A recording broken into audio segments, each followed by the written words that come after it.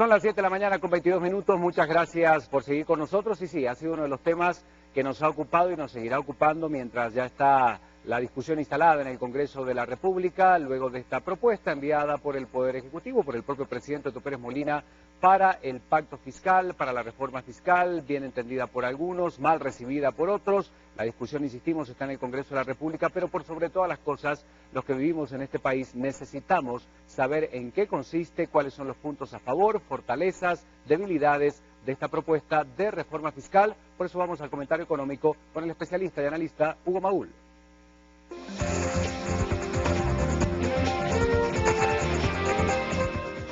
Bueno, Hugo, buenos días, bienvenido. Buenos días, Ricardo. Hoy el comentario viene con preguntas porque es el tema del que habla todo el mundo, ¿verdad? ¿Realmente entendemos o comprendemos las dimensiones que tiene esta propuesta? Y estoy hablando de la ciudadanía en general, de los ciudadanos comunes del país como nosotros.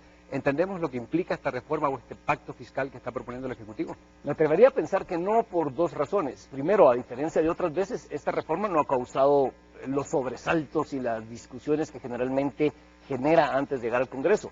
Y número dos, una cuestión muy importante que creo que sigue sin entenderse, es que la magnitud del problema fiscal del gobierno no se soluciona con esta reforma y es algo a lo cual no se le ha dado la cobertura importante. En términos bien concretos, ayer revisamos las cifras, el gobierno tiene un faltante de efectivo como de 15.000 millones de quetzales. Eso es lo que le llamamos déficit fiscal. Le faltan 15.000 millones de quetzales y esta reforma, 3 años después, le daría a lo sumo menos de 5.000 millones. Ahí faltan 10.000, 15.000 este año, 12.000 el año que viene, 10.000 en el tercer año.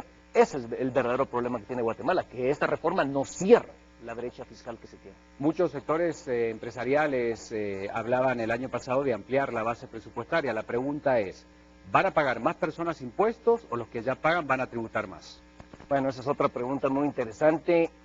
Siendo muy, pero muy concreto y hablando con lo que se conoce hasta este momento, es importante tener esto claro, porque en el Congreso se lleva una propuesta de ley y los diputados tienen la libertad de cambiarlo. No sabemos cómo va a terminar. Al día de hoy, esta propuesta lo que busca, sobre todo en lo que es impuestos sobre la renta, es hacer que paguemos más los que ya estamos pagando. Su servidor, que está en uno de los tantos regímenes del impuesto sobre la renta, tengo claro que a futuro tendré que pagar más, y lo mismo pasa con los diferentes regímenes del impuesto sobre la renta, ya sean trabajadores asalariados, ustedes que antes utilizaban la planilla y que tenían que presentarla en enero, que la acaban de presentar, esa cuestión se acabará. Los que estábamos en el régimen del 5%, ahora subirá a 6, luego a 7. En el caso de las empresas que estaban en el régimen que se llama de las ganancias, también hay cambios importantes ahí. Finalmente, me parece que es cobrarle a los que ya le estaban cobrando. Hay algunos esfuerzos de defraudación, combate a la defraudación tributaria y todo esto, pero en esencia la mayor carga es a quienes ya pagaban. Bueno, con el tema de la planilla y esta práctica común que se volvía toda una revolución a final de año, esta cultura tributaria que quizás mejoró en los últimos años, donde ya se obligaba a exigir la factura, donde el comerciante a través del número de NIT también la entregaba, ¿puede perderse? ¿Se seguirá trabajando en este tema de, insisto, generar cultura tributaria en el país, o con estas medidas podría detenerse o retroceder?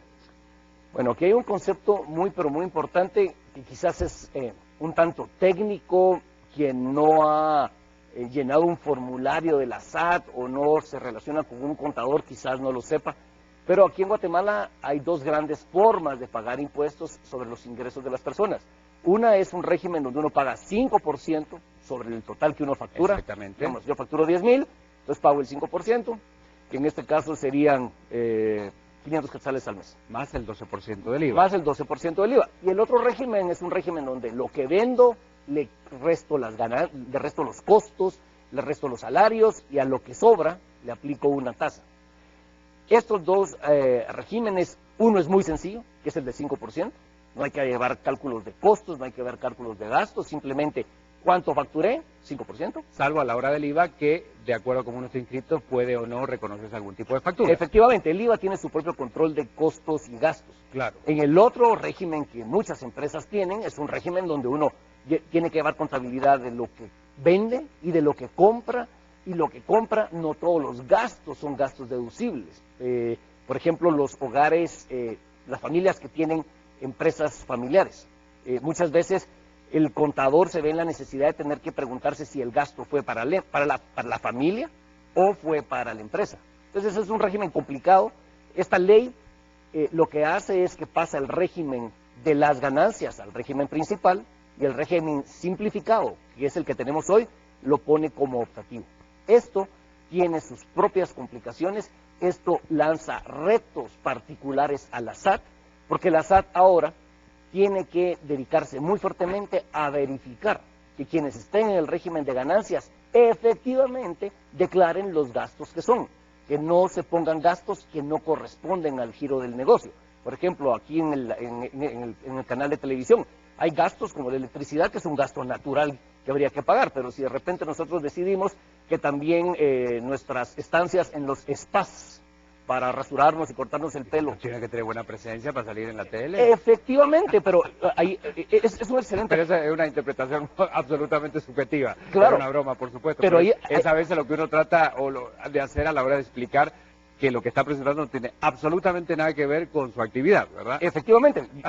Por ejemplo, yo si fuera inspector de la SAT, como no, don Ricardo, 2 veces por semana, pero si resulta que va 3 veces al día al spa, y creo que ejemplifica el punto. ¿Cómo sabemos que es válido o no es válido? Claro. Ahí es la SAT quien tiene que hacer el trabajo, y hay que fortalecer a la SAT, y ese es un reto por demás complicado, ese es el reto, y si se falla ahí, creo que la propia reforma estaría en graves problemas. Leía hoy la columna y bueno, lo que escribía González Merlo en Prensa Libre, y él decía, bueno, se opone obviamente a la reforma diciendo que si el gobierno congela sus gastos, se logra el equilibrio fiscal. ¿Estás de acuerdo con esto o no?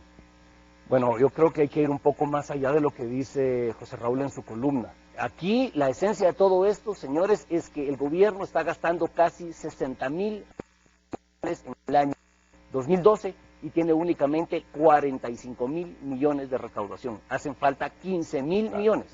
Si la reforma se aprueba hoy, entrará en vigencia la mayor parte de ella en el año 2003. Eso hace falta, eso genera esta brecha de 15,000 millones de quetzales. ¿Cómo se va a llenar? Tiene que ser con deuda. En ese sentido, lo que dice José Raúl es equilibrar gastos con ingresos. Lo que sucede es que no basta con congelar. Realmente habría que incluso reducir gastos, lo cual es una propuesta aún más osada, una propuesta aún más complicada. La única persona que he visto yo que ha hecho una propuesta en ese sentido es el presidente de la Cámara de Comercio, don Jorge Briz, que recomendó reducir los gastos al nivel de ingresos tributarios que hay. Bueno, y eso se le suma a la transparencia en el gasto público. Estamos viendo una gran cantidad de denuncias que surgen a partir de, bueno, después del periodo de transición y ya los ministros en su lugar, de una cantidad de dinero malversado en muchos casos, porque así son las denuncias que se están presentando ante el Ministerio Público. Ese es otro tema que, bueno, indudablemente puede ayudar, ¿no? Me encanta esa pregunta por 2 razones principales. A este paquete fiscal se le ha llamado el Pacto Fiscal para el Cambio. El Pacto Fiscal, Ricardo, si te recuerdas, fue un gran acuerdo nacional que se dio en el año 2000, hace 12 años casi, respecto del origen, el monto y el destino de los fondos públicos.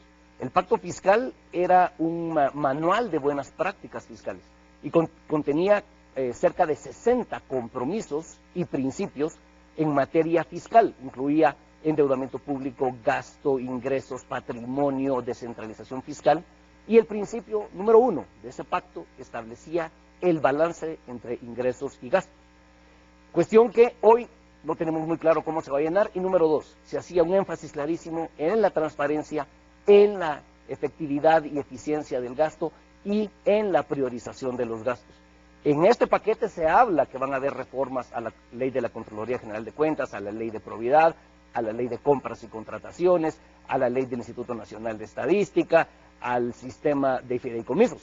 Pero el problema que yo veo en esto es que al Congreso hoy le están llevando un paquete de impuestos.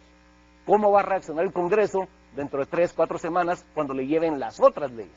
Si no aprobamos lo otro, y si el gobierno de verdad no da señales claras de la transparencia, de la eficacia, de la eficiencia, del combate a la corrupción, creo que por más que le llamemos pacto fiscal a esta reforma, sigue siendo un paquetazo como los hemos conocido antes. Esperemos que el gobierno tenga la capacidad y el capital político para que el Congreso lo siga apoyando y podamos ver que todas estas leyes finalmente sufren tienen un destino positivo, como creemos va a tener la pura parte tributaria. Bueno, veremos qué pasa en el Congreso de la República, donde se está discutiendo con alianzas, con negociaciones, el futuro fiscal del país. Hugo, muchas gracias. Un comentario extendido hoy, pero necesario y oportuno porque el tema así lo requiere. Muchas gracias, Hugo. Muchas gracias, Ricardo. Y estamos aquí los próximos días, seguiremos analizando esto con mucho más detalle, porque efectivamente hay cuestiones puntuales que le afectan a cada uno, a los que tenemos automóvil tendremos que pagar más, a los asalariados, etcétera. Muchísimas gracias, Hugo Maúl.